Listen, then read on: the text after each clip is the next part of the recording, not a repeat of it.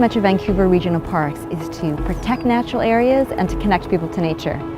I'm Candice Ng, and I've been all over Metro Vancouver Regional Parks. I've seen how protected areas like these have attracted millions of park visitors wanting to experience their natural wonders. But I wanted to know, how did it all begin? Here's what I found out. Welcome to Greater Vancouver in the late 1950s. There are places to live, farm, shop, learn, and work. Cities are providing neighbourhood parks, and provincial parks are offering campgrounds. But a new type of park is badly needed.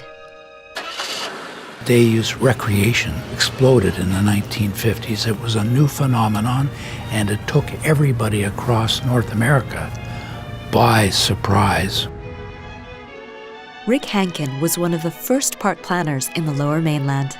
Every forecast of outdoor recreation growth was outstripped by reality.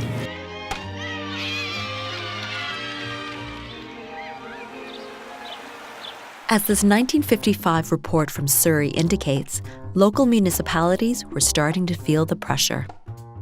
If parks are to be developed for the growing population of Surrey, much greater expenditures must be made. Several municipalities started banding together. There will be a great need for large and open spaces where people can find relaxation and recreation. They were supported by the Lower Mainland Regional Planning Board, the agency that outlined land uses between Vancouver and Hope, British Columbia. And they started identifying potential locations that could be part of a metropolitan park system.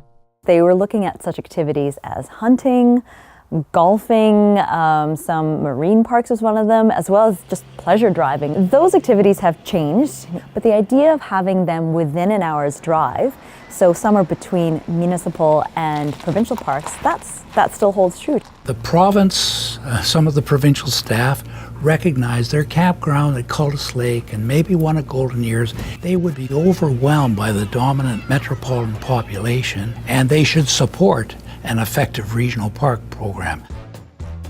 There was this sense of urgency right from the beginning. They actually wrote in their reports about this need to get these parks set up now, and that they were worried that there wasn't going to be any parkland available because of the municipalities were spreading.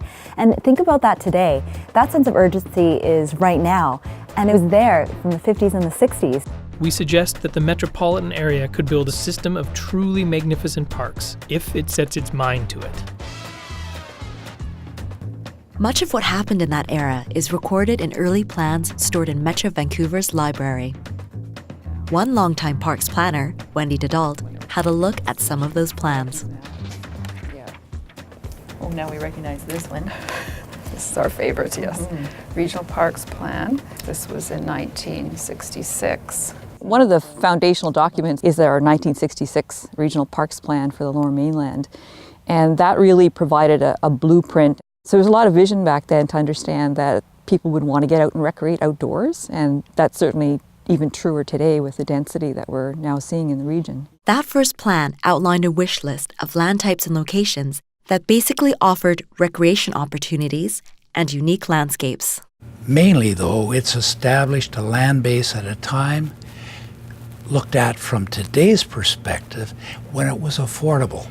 Finally, in 1965, the province responded with legislation that enabled the creation of regional parks districts. The Vancouver-Fraser Regional Parks District formed in 1967. Some of the sites were to be contributed by municipalities, and others were to be purchased. Here's an interesting story. The Fraser Vancouver Parks District was meeting for the first time. It's August 1967, and a frantic memo was presented to them saying that McLean Farm is up for sale the following day. And they knew that the owner wanted to set aside that land for wildlife preservation. So they recommended that $1,000 deposit be gathered quickly and be ready to snatch it up before anyone else got it. So they did, and the rest is history. That land is now part of Campbell Valley Regional Park.